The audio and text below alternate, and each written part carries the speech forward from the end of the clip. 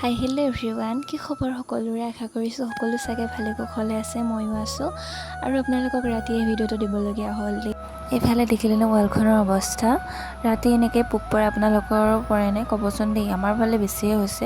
আৰু এইফালে আকৌ নেক্সট দিনাখন আকৌ মই ভাত বনাই ভিডিঅ' বনাবলগীয়া হ'ল।